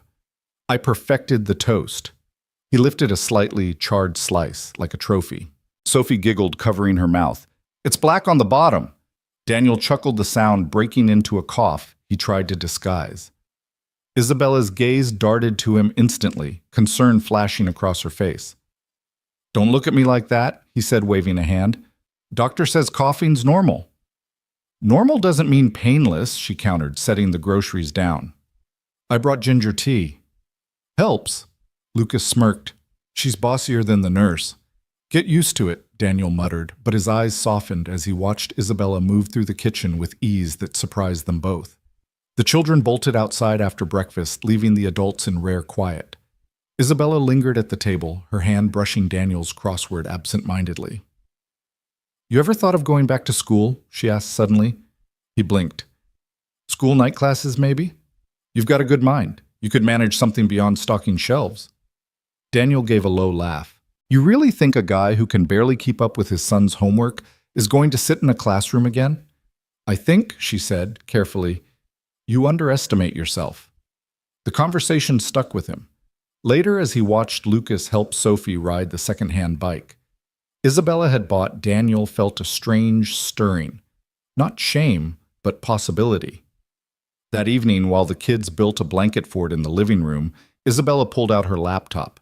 "I had my assistant put together something," she said, sliding the screen toward Daniel. It displayed a list of training programs and community college classes. "Just options. You don't have to decide now." Daniel stared at it, then at her. "Why are you doing this?" "Because you saved Sophie's life," she said softly. "But more than that, you reminded me to live mine. Maybe it's time someone reminded you too." His throat tightened. He closed the laptop gently as though it were fragile. "You're asking me to imagine a world where I get to dream again." "Exactly," she whispered. The children's laughter filled the room, echoing under the fort. Daniel and Isabella sat in silence, the air between them heavy with words unsaid. Later that night, after the kids had fallen asleep, Lucas clutching a flashlight, Sophie holding Star the horse tight, Daniel stepped onto the porch. The night air was cool, carrying the scent of pine. Isabella joined him, wrapping a shawl around her shoulders. "They're happy," she said, watching through the window. "They are," Daniel agreed. "Feels like they've been waiting for each other their whole lives." "Maybe they have," she murmured. Daniel turned to her. The porch light traced the line of her jaw, the weariness in her eyes tempered by something softer. He wanted to tell her what he was feeling, but fear held him back. Fear that this was temporary. Fear that when the bandages came off, the life they'd built here would vanish. Instead, he said quietly, "You deserve better than me." Her head snapped toward him. "Don't you dare," she said fiercely. "Don't you dare measure yourself against the men in my world. They had money, but none of them had the courage to stand where you did. None of them would have taken that bullet." He swallowed hard, fighting the sting in his eyes. "I wasn't thinking. I just moved." And that, Isabella said, reaching for his hand, is why you're exactly what I never knew I needed. Daniel's fingers tightened around hers. For a moment the porch disappeared, the night faded, and all that existed was the warmth of her touch. From inside, Lucas's sleepy voice drifted out. "Dad, you coming to bed?" Daniel squeezed her hand once before stepping away. "Yeah, champ," he called back. But as he walked inside, his chest aching from more than just healing wounds, he realized something. For the first time in years, he wasn't afraid of tomorrow. The days lengthened, summer thickening with heat. The guest house no longer felt borrowed. It pulsed with life, with children's voices spilling through the hallways, with the smell of garlic and onions sautéing in the evenings, with the low thrum of conversations that stretched past midnight. Daniel Rivera still healed slowly, but the color had returned to his cheeks. He could walk without leaning on the rail now, though stairs remained a challenge. Lucas hovered constantly, every move shadowed by the boy's determination to help. Daniel sometimes pretended annoyance, but inside he glowed with pride. One Saturday morning, Isabella surprised them all. She drove up in a battered pickup, dust rising behind the tires. The truck bed held something covered in a tarp. Lucas's eyes lit up immediately. "What is it, Patience?" Isabella said with a mysterious smile. She tugged the tarp away to reveal a wooden tire swing frame, the kind you anchored in the backyard. Sophie squealed, bouncing in place. "A swing. Mommy, really?" Daniel shook his head, astonished. "You didn't have to." "Stop saying that," Isabella interrupted gently. "I wanted to. They deserve this." Together with Lucas handing tools and Sophie supervising with Star the horse perched on the porch rail, they built it. Daniel insisted on doing some of the work despite his ribs, and Isabella didn't fight him. Instead, she steadied the frame while he tightened bolts with careful hands. Their shoulders brushed often, each touch lingering a little longer than necessary.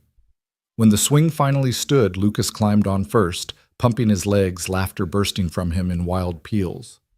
Sophie followed, her blonde hair streaming behind her as she soared higher. Daniel and Isabella stood side by side, watching them. "They look like they've been brother and sister forever," Isabella whispered. Daniel's throat tightened. "Maybe they are now."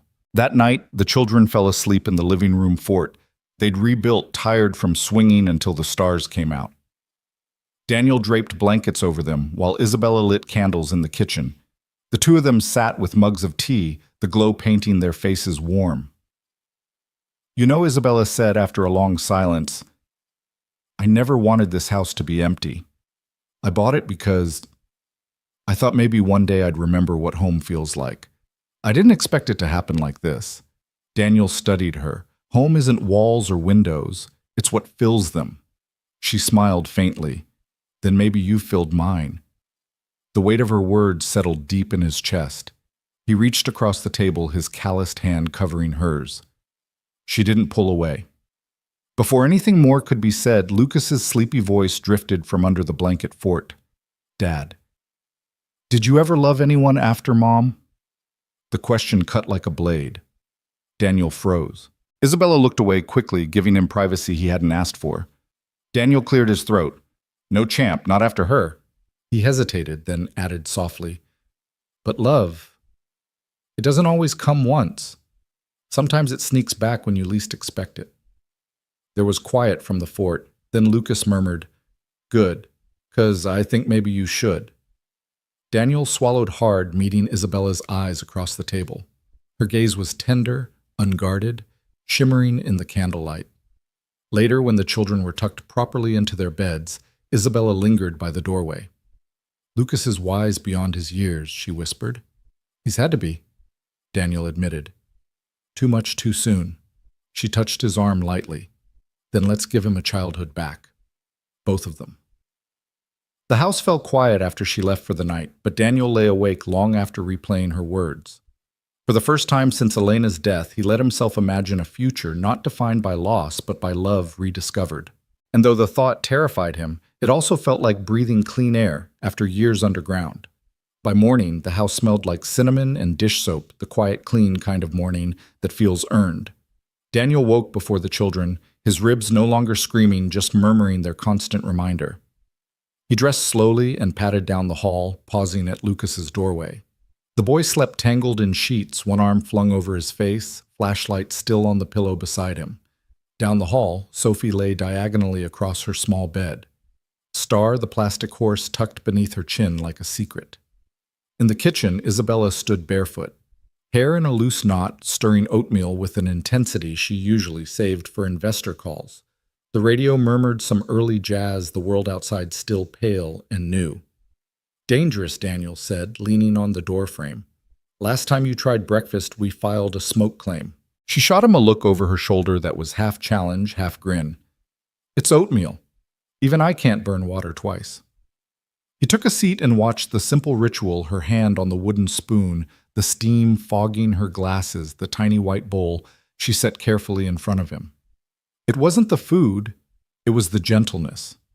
It unnerved him how much that mattered. "Board emergency this afternoon," she said lightly, like telling him the weather. "They've decided I'm either soft or brilliant. The vote swings hour by hour." "Because of me," he said.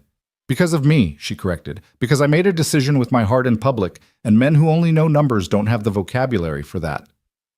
He rolled a shoulder, testing where pain lived today. "If it helps your vote, we can move back to the apartment. I don't want to be the weight that tips your scales." She set the spoon down with a click. "Don't do that, Daniel. Don't decide you're the problem because they lack imagination. You've worked your whole life to build what you have," he said. "Lucas and I were a thunderstorm. You don't owe us the roof." Isabella sighed through her nose, the kind of exhale that ends arguments without slamming any doors. "Eat, please." He did. The oatmeal was better than he expected. Warm, a little sweet, his name somehow hidden in it. When the children thundered down the stairs, the house woke fully. Sophie chattered about art time at school. Lucas read a paragraph from a library book with dramatic flair that would have impressed any stage. They were halfway through breakfast when Isabella glanced at the clock. "I can drive Sophie," Daniel offered, then caught himself. "If the doctor ever clears me to lift more than a fork." "I've got it," Isabella said. To Sophie, new rule. Hugs before the car.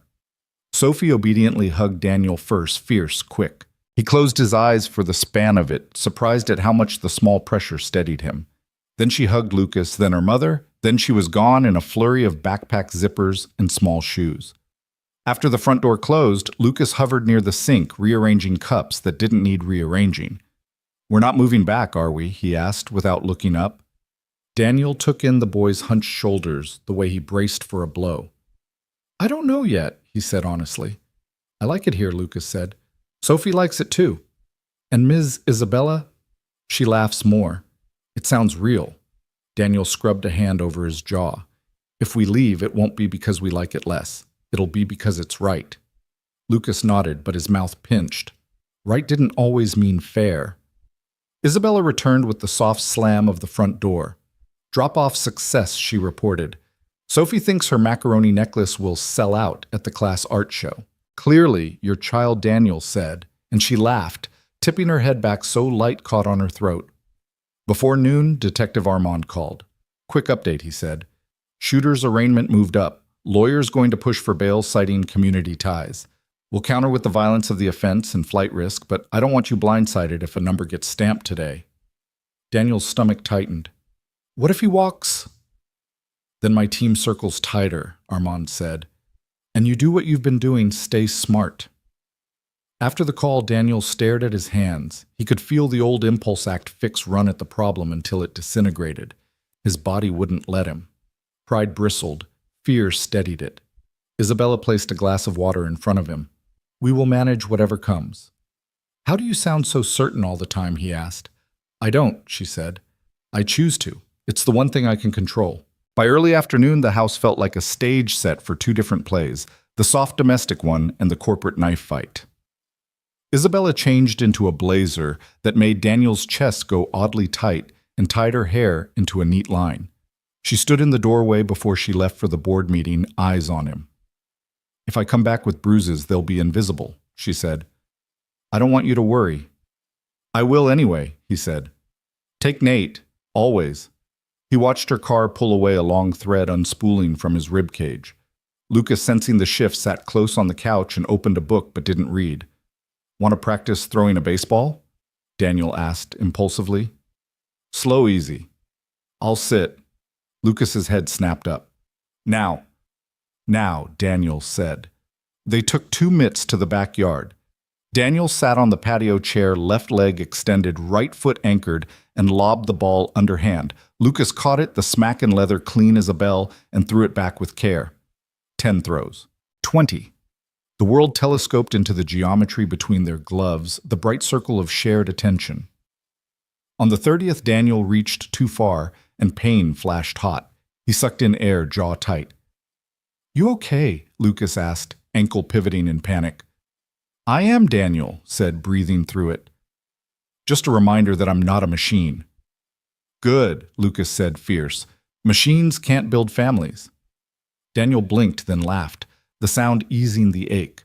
"Fair point, Professor." Inside, the clock on the stove inched. Somewhere across town, a conference room filled with people who believed markets defined reality. Daniel washed the dust from his hands and tried not to count seconds.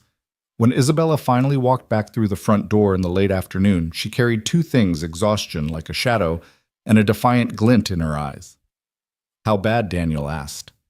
"Not fatal," she said, kicking off her heels with relief. "The chair tried to corner me on misuse of assets." I countered with a line item on corporate decency. A few faces looked like I'd spoken a dead language. Then I told them if anyone wanted my resignation for taking care of a man who saved my child, I would deliver it handwritten on company stationery, and I would take half the talent with me. Daniel's eyebrows lifted. "You threatened a walkout." "I promised a migration," she said, unrepentant. "And I meant it." Then I proposed something else, a family resilience fund. Quiet internal. No press, no optics. Emergency housing paid, leave flexibility therapy stipends for employees in crisis. It passed by 1 vote. He let out a low whistle. "You built a parachute and then jumped first." She smiled without sweetness. Sometimes they need a demonstration. Lucas, who had been pretending not to listen from the hallway, blurted, "Did you win?"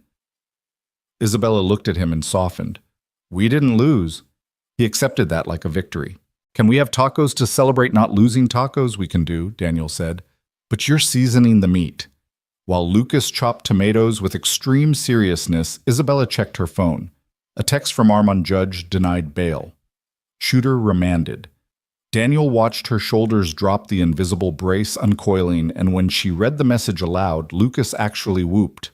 Relief felt like a door unlocking. Even relief has shadows.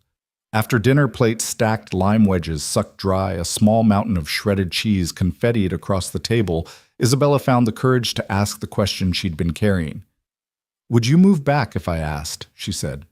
"To your apartment." Daniel looked up sharply. "If you asked me to, I would. But I'd hate it." She exhaled. "Then I won't.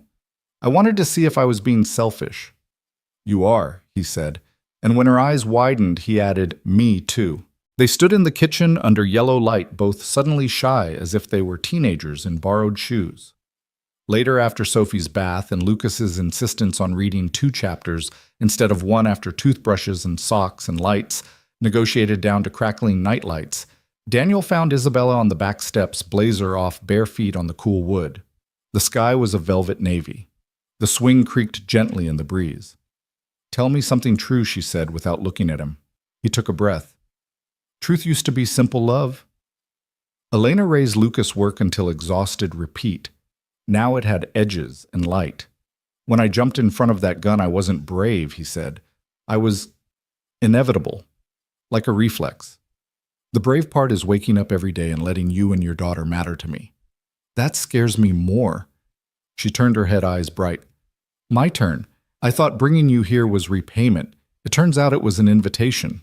I didn't know how much I wanted you to say yes until you were sitting in my kitchen making fun of my pancakes." He laughed low. They were a fire hazard. They were a love letter no one asked for. Silence, but a different kind, filled, not empty. He reached for her hand. She didn't make him ask. From upstairs, a thump. Then Lucas's voice, stage whisper, urgent. "Dad, I dropped my book. It fell under the bed." "It's dark down there." Daniel squeezed Isabella's fingers once and stood the ache in his ribs, hardly worth mentioning. "On my way, champ." He found the book, brushed dust bunnies from the cover, and tucked the blanket under his boy's chin with that particular precision he'd perfected over 8 years. Lucas blinked up at him. "We're staying?" Lucas asked. "We're staying." Daniel said the words, choosing themselves. "Okay," Lucas murmured. "Good." When Daniel came back downstairs, Isabella was still on the step, knees drawn up, looking not like a CEO or a headline, but like a woman who had built a fortress out of work and was pleasantly surprised to find she could lower the drawbridge and not be conquered. He lowered himself beside her. Their shoulders leaned until the space between was gone. A car rolled slowly past on the street, ordinary, neighborly. Crickets stitched the dark together. Somewhere in the distance, a train muttered to itself, as if it had opinions on their choices. "What if this breaks?" Daniel asked, voice barely over a breath. "What if I can't be what you need, or you can't be what I need?" "Then we fix it," she said. "Or we let it be imperfect and love it anyway." He stared at his hands a long moment, then turned his palm up. She laid hers in it like a vow. In the window glass behind them, their reflection looked like a simple thing, 2 people at the edge of a house holding hands. He knew better. Simplicity is something you fight for. Before bed, he cleaned the kitchen slow, the kind of careful closing rituals Elena had once called putting the day to sleep. He shut off the last light and stood at the bottom of the stairs, listening Sophie's soft sleep sounds, the steady hush of Lucas's breathing, the quiet throb of a dishwasher working its small, important job. He looked back at Isabella. She was waiting on the landing, book in hand, the offer of an ordinary evening in her eyes. He climbed, 1 step, 2. His ribs protested in their familiar language. His heart answered in a new one. At the top, she reached out and touched the scar through his shirt with 2 fingers, reverent, not pitying. "A map," she said quietly. "Of where you've been." And maybe he said of where we're going. In the dark, the house held them sturdy, imperfect, alive. Outside, the swing creaked once in a small breeze, going nowhere in particular. Inside, they crossed a line neither of them planned to redraw. The next morning began with rain. Not the soft drizzle that whispers on windows, but a steady downpour that turned the driveway into a mirror and blurred the line between sky and ground. Daniel woke to the sound of it and to the weight of responsibility pressing against his chest. The storm outside seemed like a metaphor for what stirred inside change possibility and the danger of believing in both too much. He moved slowly, ribs stiff, but not screaming, and found Isabella already awake. She sat by the kitchen island in her robe laptop, open coffee steaming beside her. But her gaze wasn't on the screen. It was out the rain-smeared window, distant. "You're supposed to rest," he said gently, rubbing a hand over his hair. "And you're supposed to stop playing nurse," she replied, smiling faintly. "I was just thinking." He slid into the chair opposite her. "About last night." She closed the laptop almost guiltily. "About all of it. About what it means if you and Lucas stay here permanently. How I balance this house, the company, my daughter with you." Daniel leaned forward, elbows on the counter. "Balance isn't your favorite word, is it?" "No," she admitted, "but it's yours. I watch you juggle pain, fatherhood, and humility as if it's second nature. Humility comes cheap when your son reminds you daily you're not as funny as you think." Her laugh was soft, genuine. "He adores you. Don't you dare forget it." Before the conversation could deepen, Lucas barreled into the kitchen, hair-messy socks sliding on tile. "Dad, Ms. Isabella Sophie says we can build a fort today since it's raining." Sophie followed, dragging a blanket nearly twice her size. "And we need cereal boxes for the walls." "Strong walls," she added seriously.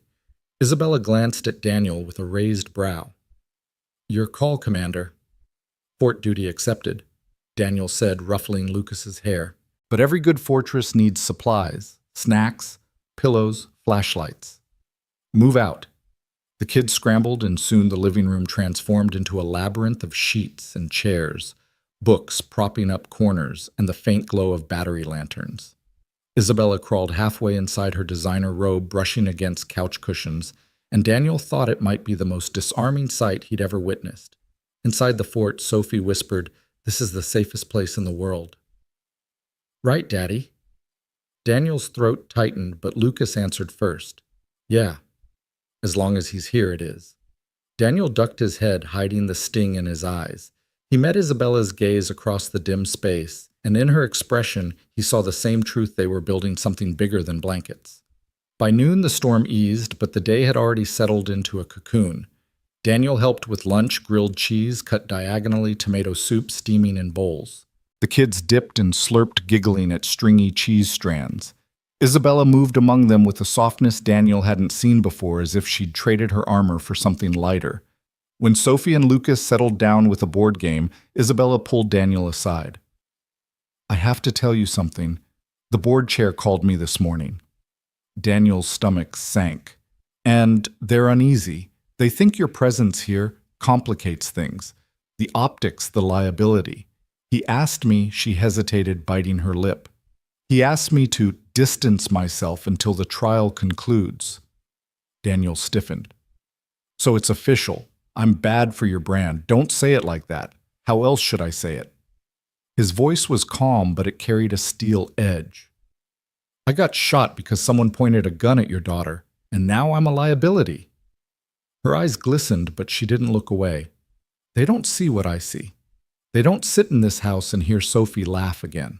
They don't watch Lucas blossom because he feels safe. They only see numbers and headlines." Daniel exhaled, leaning against the counter. "So what's your answer?" I told them no. Her voice was sharp, almost defiant. "I said if they wanted to replace me, they'd have to put it in writing. I'm done living in fear of optics." His chest loosened at her words, though the ache of being unwanted still gnawed. "You didn't have to fight for me. I wasn't fighting for you, Daniel. I was fighting for us." The words lingered like a bell. He wanted to hold on to them, but before he could reply, Lucas shouted from the living room. "Dad, your turn." Daniel went, because some calls can't wait. The afternoon blurred with small joys. Sophie painted with watercolors Lucas constructed. Lego skyscrapers. Isabella actually took a nap on the couch with a blanket tucked under her chin. Daniel sat nearby, sketching in the notebook he hadn't touched since Elena's death. His hand moved awkwardly at first, but soon lines took shape. Sophie's braids, Lucas's grin, Isabella's profile softened by sleep. He closed the notebook quickly when Lucas leaned over, but the boy caught a glimpse. "That's us?" he asked, eyes wide. Daniel nodded. Practice sketches. Lucas grinned proud. You should show Ms. Isabella. She'll love it. But Daniel wasn't ready. Some things were too raw, too vulnerable. Evening fell with the scent of rain still clinging to the world. They made pasta together, Lucas stirring sauce, Sophie sneaking parmesan, Isabella chopping basil with unexpected skill. They ate at the long table, candles flickering as if it were a celebration. After dinner, as the children climbed upstairs for bedtime stories, Isabella lingered at the sink beside Daniel, their hands brushed while rinsing plates, small but electric. You know what scares me? She asked softly. Plenty of things, he said. But tell me your top one. That I've built an empire and might lose it because I chose this. She gestured vaguely, him, the children, the home they were making. Daniel dried his hands, looking at her with steady eyes. Empires crumble, Isabella, but if you've got people to stand with you when the dust clears, that's not a loss.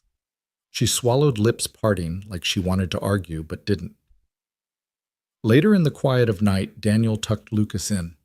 Dad, the boy whispered, if they make us leave, can we come back someday? Daniel sat on the edge of the bed, smoothing the blanket. We're not leaving yet. And if we do, I'll find a way back. Lucas nodded, eyes heavy with trust. Downstairs, Isabella stood by the window watching the storm clouds break to reveal a sliver of moon. Daniel joined her, and for a moment neither spoke. They didn't need to. The rain had stopped, but something new had started, fragile and fierce at once. The following week began with tension no one could quite name, like the air before lightning strikes. The house was full of laughter one moment, and the next it was heavy with unspoken worries. Daniel could feel it pressing against him each time the phone rang for Isabella, each time she stepped onto the porch to take a call with her board. One evening, after Sophie had gone to bed and Lucas was brushing his teeth upstairs, Isabella sat at the kitchen table with a glass of red wine.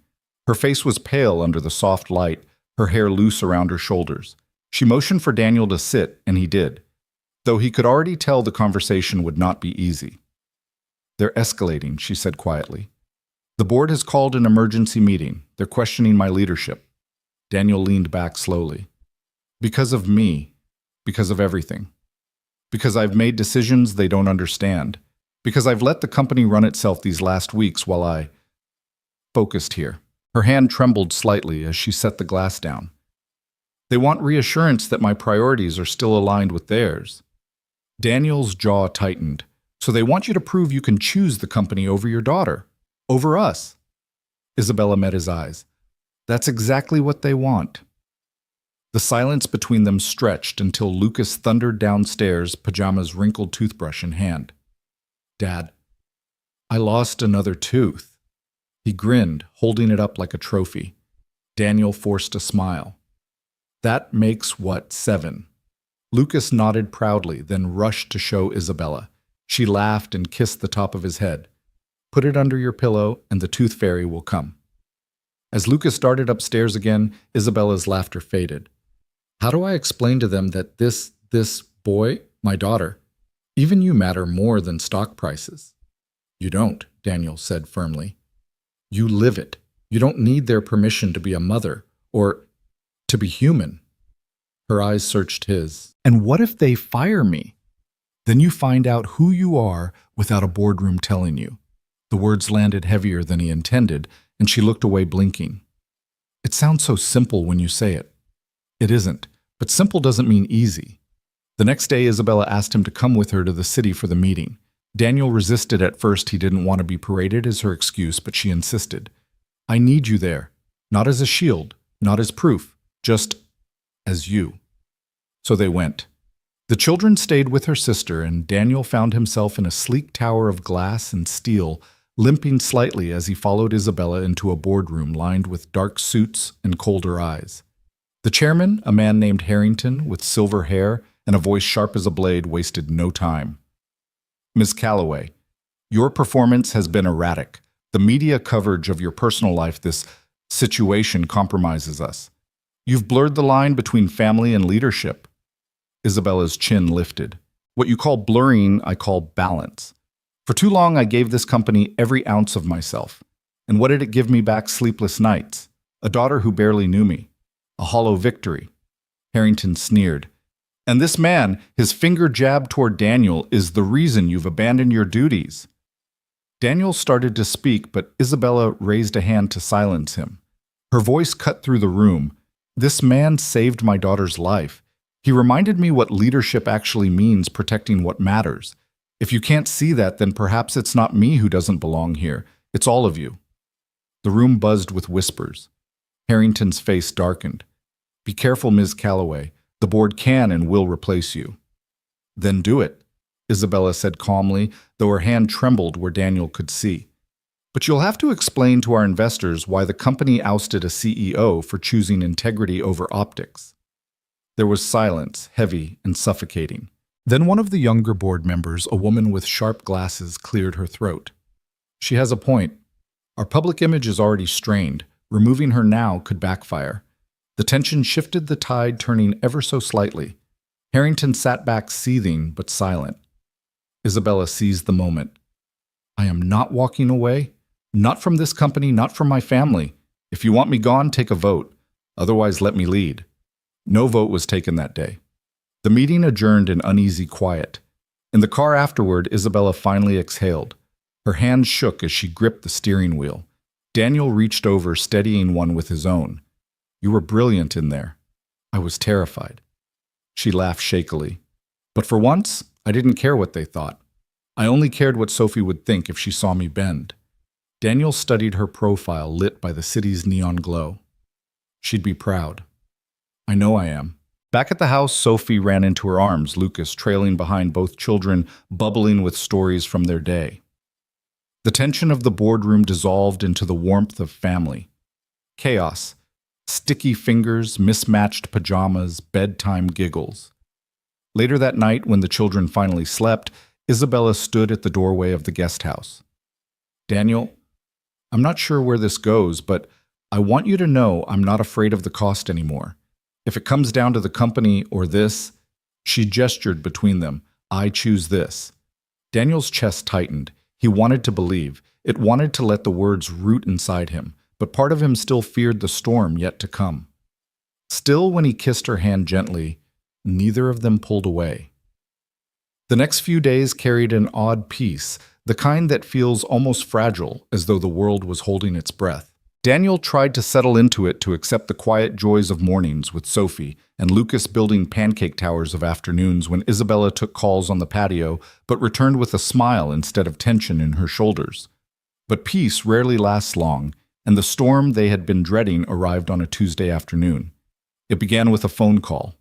Isabella's assistant, her voice tight, said, "There's been a leak. A reporter has the story of Daniel shooting the hospital bills. They're framing it as reckless, asking why the CEO of Callaway Industries is sheltering a stranger under her roof." Daniel was in the kitchen drying dishes when Isabella hung up. Her face had drained of color. "They're coming after us." His gut tightened. "You mean after you?" "No. After us." She took his hand, gripping it hard. "But we face it together." By evening, the house was swarmed. News vans lined the street, their headlights flashing against the gates. Cameras waited like vultures. Reporters shouted questions at the guards. Is she compromising the company? Who is the mysterious man? What's his past? Lucas peeked out the window, eyes wide. Dad, why are there so many people? Daniel crouched beside him.